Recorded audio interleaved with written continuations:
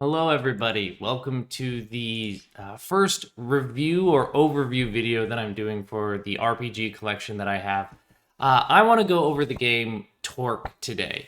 And I was thinking about how I was going to do this because TORQ is a beautiful game. Will did an incredible job with the layout and the art and the photography that was commissioned for it that just kind of me talking to you about it with just a camera on my own wouldn't have been doing the game justice. So I think we're going to do two things. In this video, we're going to do sort of a flip through of TORQ. We're going to talk about some of the things that have jumped out to me just from like a design perspective that I think are particularly interesting or exciting.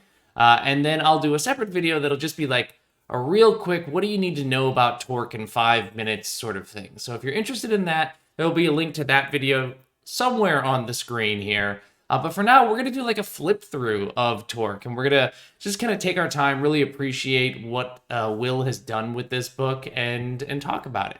So if you've seen some of my other shows like Coffee Break, I've talked with Will about TORQ before. So you've probably seen some of these pages. So I'm not going to go through every single one of these pages and talk about them in detail and in depth.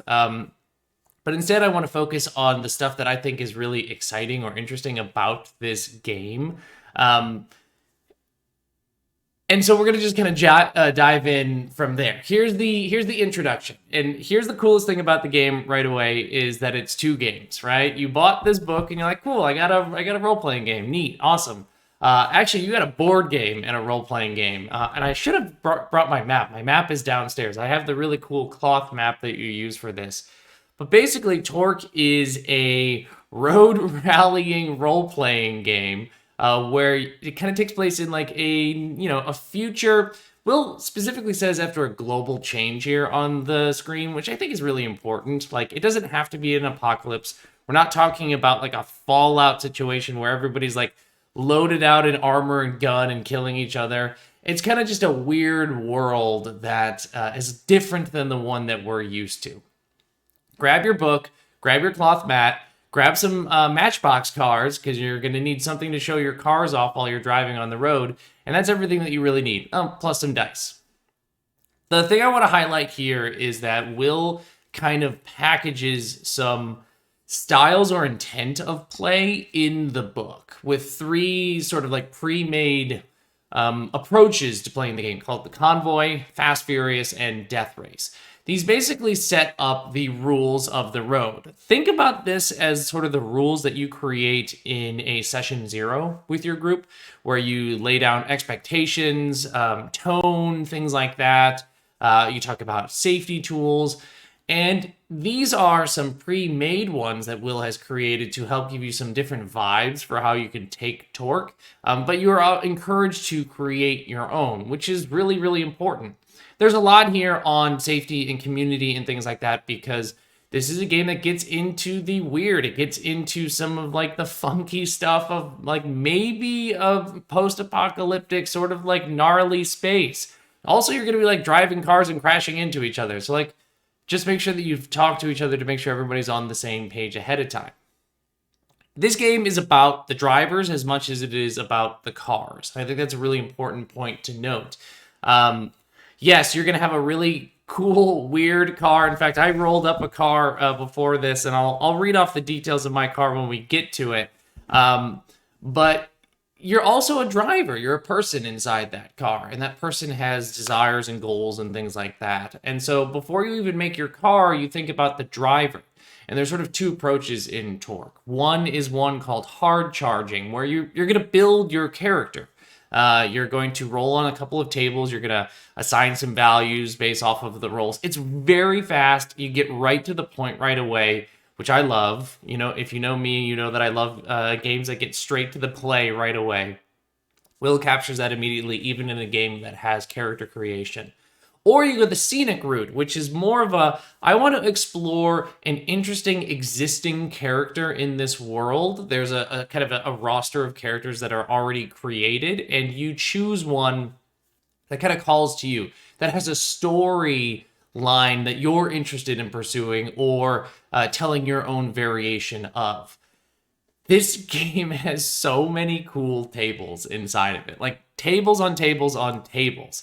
I was having a blast drawing, like rolling up and creating my car. So this is the first like set of 4 tables that you make. So here's what my car has. On the dashboard, there's a mini astrolabe.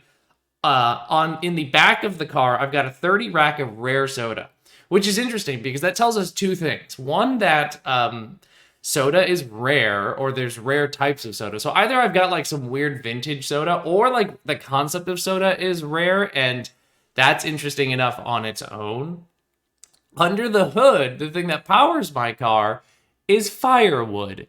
My car is a firewood powered car, which is very fun. And then the chassis, sort of the look of the car itself, is goth. So I've got a goth firewood powered car with a mini astrolabe on the dashboard and a 30 rack of rare soda in the back. I already have a pretty good idea about what this car looks like, but also I'm getting a sense of what the person who might drive this car acts like. The character sheet is great. It looks really neat. We're not going to go into the details of all the little parts of it, but the thing I really want to highlight here, I think this is just a clever thing that I wanted to point out. Horsepower is your HP. We normally think of HP as hit points, and it resolves the same way effectively as hit points, but it's called horsepower, and it also lines up nicely with the concept of horsepower, with how fast your car goes from 0 to 60. It's really clever what Will has done here. So I just wanted to highlight that because I think it's very fun. When you are doing this hard charging thing, so you've rolled 2d6 to kind of put together the stats, the horsepower of your car. The other 2d6 go here to give you kind of a sense of what your character is all about.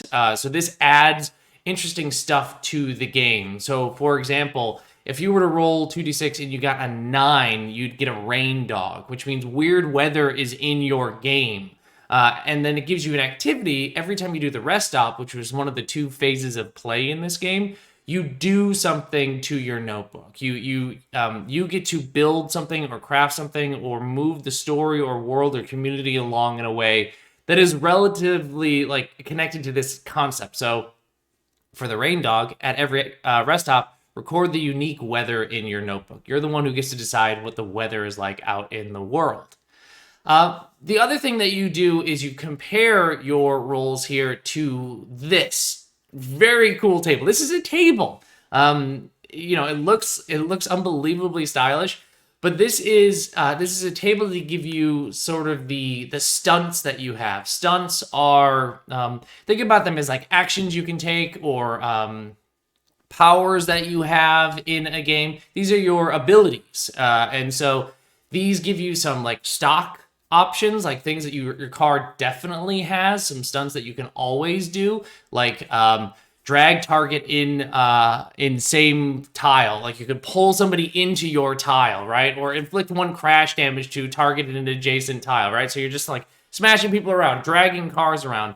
And then you also get to choose one of the custom stocks as well. And these stocks are all related to the other style of play, which is the road, where you are fighting to the death against all these other cars that you're going to encounter out in the world.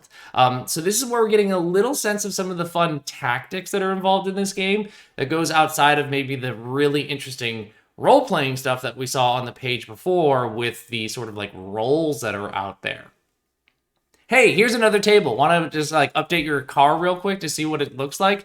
The paint job. I got a hollow paint job. I got 6'3". So I've got a cool holographic goth car that runs on firewood with a mini astrolabe on the dashboard and a whole bunch of rare soda in the back.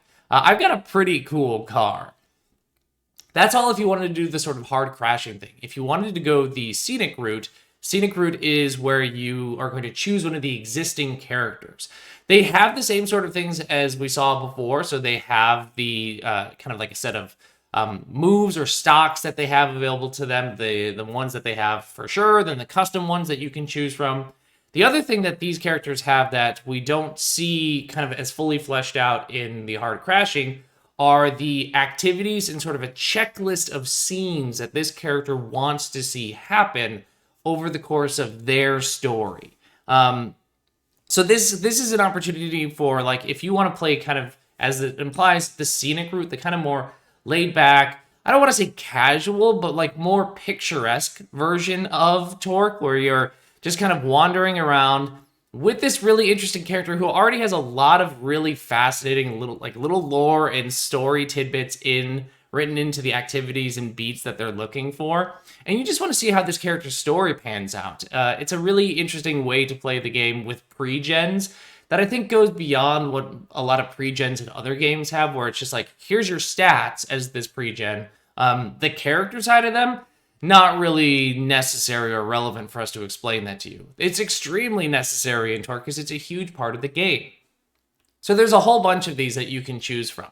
Oh, by the way, you want to update your car again? What's going on with that steering wheel? My steering wheel is covered with tape, which is actually, like, of all the things that I've rolled so far, kind of normal, which is, it's fun. Like, I'm getting all this really wacky stuff, and then you've got a steering wheel kind of covered in tape. You're like, oh yeah, that makes sense. I've seen that before. I've got to, like, hold that whole thing together.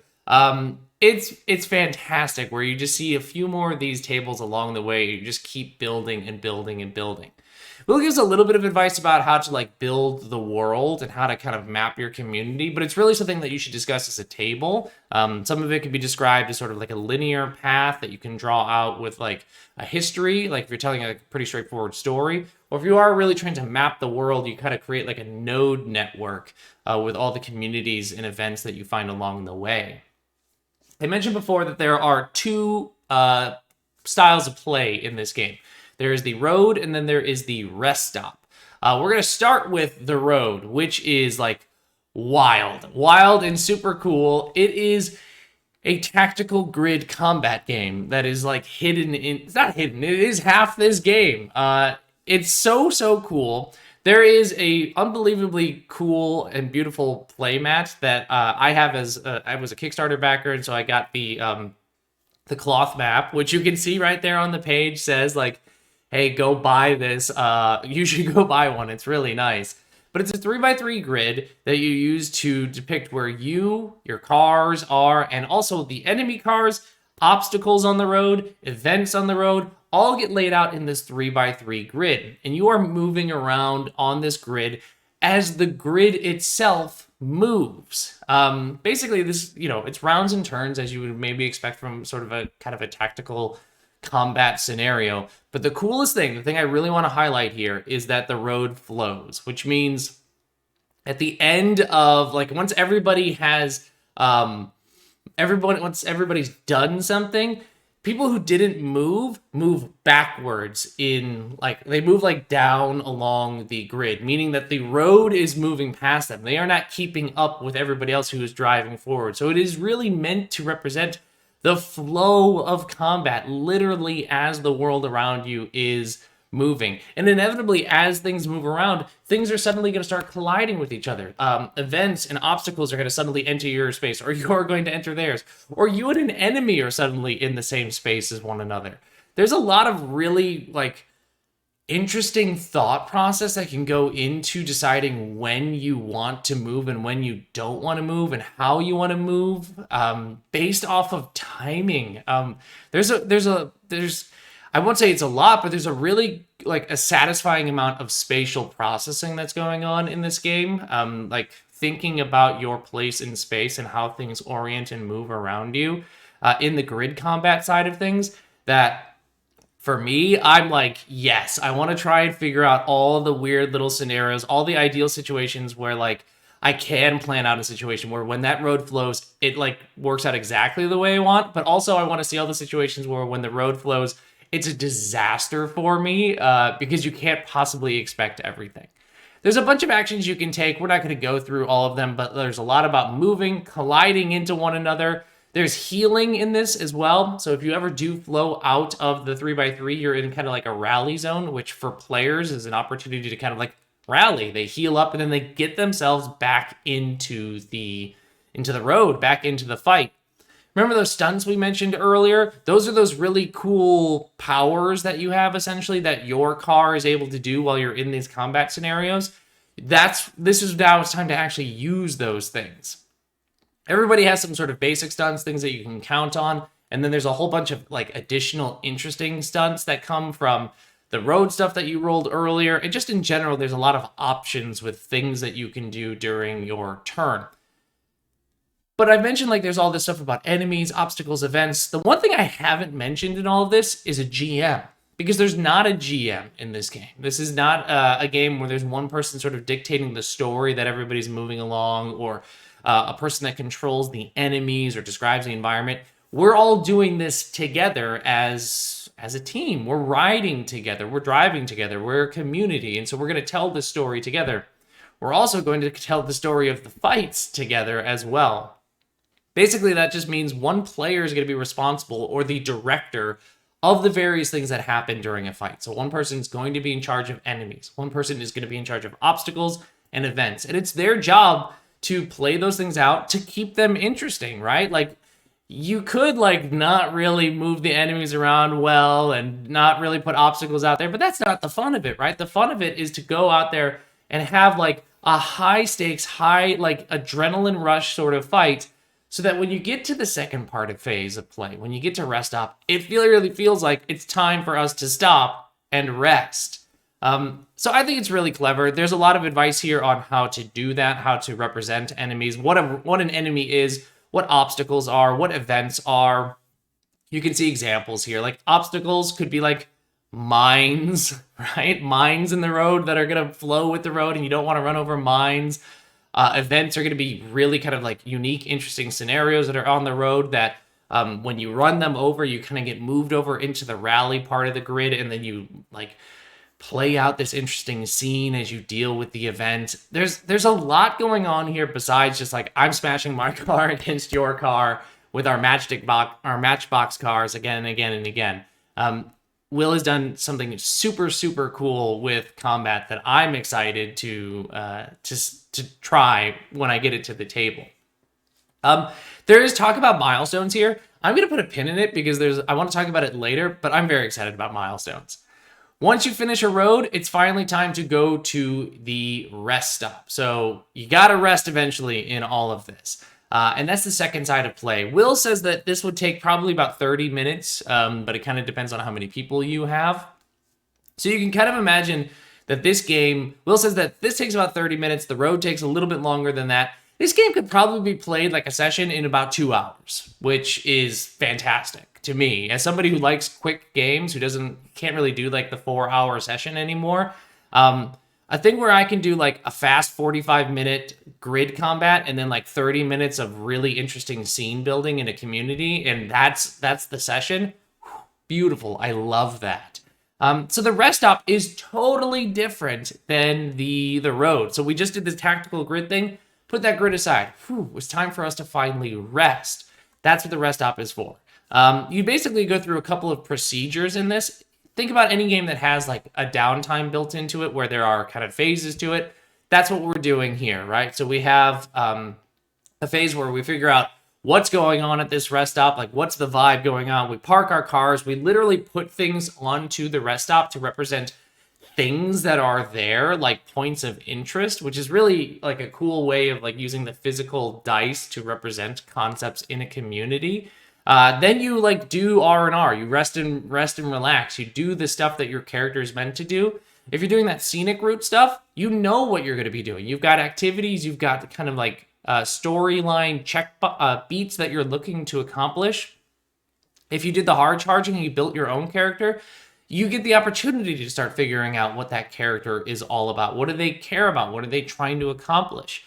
You know a little bit about what they can do during rest stops because we talked about that earlier. The rain dog, it's time for them to start writing down what the unique weather is in this area. Everybody's doing something like that in this moment.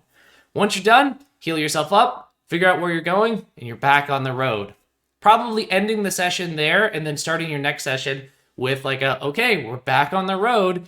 Let's jump into things. And then you just have this beautiful cycle of play, right? You just do that again and again and again. All the while, if your group is interested in doing it, if you're doing like a longer campaign, you're mapping this out, right? We'll give a little advice earlier where maybe you could draw it out as a line where like, here's just the story of our characters. Here's the timeline. And we're just marking the interesting events. or you're literally trying to map the area. It's a big blank sheet of paper. You write a circle. Here's our first town we've been in. Then we drew a line and we went this way. Here's a town we found or an interesting place. Then we went this way. Here's another thing we found. And then we know we can get back to the town we've been to before because it's on our map. I love that. Again, it's a really interesting play in spatial processing, which I'm a huge fan of. Really, truly, the rest of the book at this point are tools. Will points it out right here. You know how to play TORQ now. You could go play it and once you've read up to this page, you're good. You can go do the thing. If you want to know more, or want some advice or some examples or more tables, then the rest of the book is here for you. There's also a really important thing that Will points out here, which is like, do whatever you want with this after this, right? Like, you're going to get a bunch of like a deeper dive into the mechanics and what's going on these pages. You're going to hear Will's voice a little bit more. But also, like, this is just Will's interpretation of how TORQ runs. But the book is in your hands now, or the PDF is in your hands on your computer, right? You can do what you want with it. So I'm not going to go through all of the tools and things like that. I'll leave that to you and your group to kind of go over and figure out what you want, and I'll leave some things for you to be surprised by on your own. But the thing I do want to point out is milestones. Milestones are your advancement sort of system. So your cars do get better at things, right? There's examples on the right side of like upgrades that you can get, small, big group updates, like things like individually for your car, or permanent things, or like big things that help like you, the world, the community, the group that you're driving around with.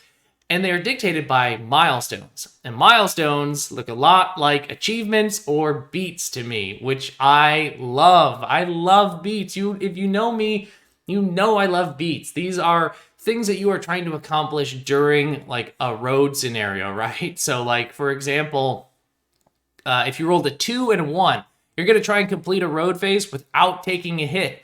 That sounds pretty hard, but you could probably try and pull it off, right? Or if you roll a 1-2, destroy 2 enemies at once. There's tons and tons and tons of these.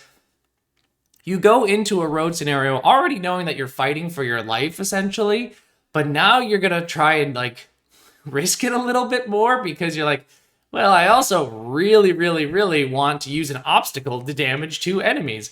So I'm going to like maybe put myself in a little harm's way or do things a little recklessly to hit my milestones because I want to upgrade my car. It's a fun way to point the players in a direction towards going beyond just like what is tactically the right choice in a grid combat scenario and going towards the style that is more flashy, exciting, and more in line with like what a rally car game should be about.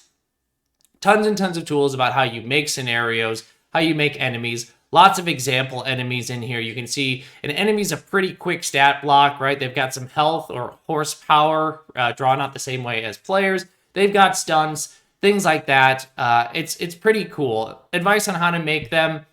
Here are some. This is a hint at some of the bosses or like runs in like big places that you can go to. So like Will talks about like there's bosses. There's also like really interesting places that you can go to. So environments, obstacles in those environments. So again, if you don't know how to like quickly build a scene or something like that, just grab one of these, right? Now you like grab this and you are at Loud Mountain, and now you know like a little bit about what Loud Mountain's about. You know what kind of obstacles are going to be there when you go into the road version of the game.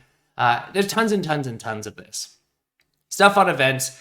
And hey, why not have a little loot while you're at it too, right? Smashing into other cars, driving out into these sort of wastes. You never know what you're going to find. Grab some fun little stuff. Hey, wouldn't it be cool if you got a special little telescope? I think that's pretty fun, right? Or a novelty horn. Just more and more things to just slam and glue and tape and weld onto your wild-looking car as you go through. So lots of that. More advice on how to run through the rest stop. The vibe palette is a really cool thing that Will has done here. We talked about it when they were on stream with me before, But like this gives you an immediate sense of like what communities are like. Like if you want to roll up into a rest stop and you want each rest stop to feel unique, you roll on these things. What do you notice? What's the last thing you see? What's going on between the people? What sort of bargains do you need to make between the people, between the world? Also, this spread right here is one of my favorite spreads. I just like visually this like sets my mind on fire in the right way. I think it's fantastic. More things about points of interest, right? Where if you're putting those dice out and you're calling them the places in the community, here's how you can use that. It ends with the wildest thing I've seen. I have not seen this in other games. I mean, we've seen some games that do things like achievement systems and stuff like that, but this is like a speedrunning TORQ where Will does an extremely good job of explaining this on the other stream, but basically, like, wouldn't it be really cool if you, like, tried to complete this like you were a speedrunner and all the different variations that speedrunners engage with and sort of, like, break video games? Take that same mentality and just try and engage with and break TORQ, and it's really, really cool. There's advice on, like, how to get prizes and stuff by emailing Will based off of your speed runs and like recording them.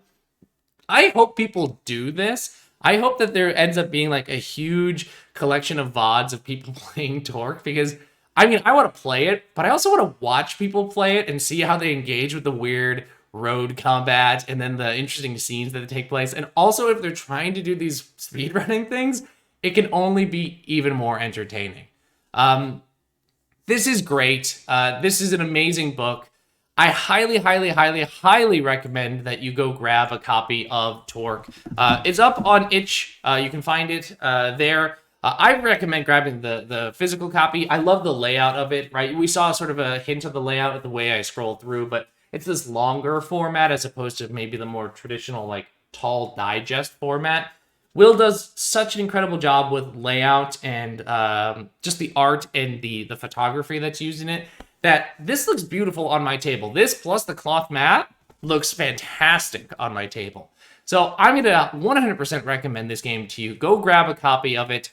If you've enjoyed this, thanks. I hope you enjoyed it. I'm going to be doing more of these. If you want to check out the faster, more abbreviated version of the TORQ review, there's a link below. If you have a request for a game that you want me to check out, you can throw it there. I'm going to try to move through my collection right now, but I will talk to you all later. Bye!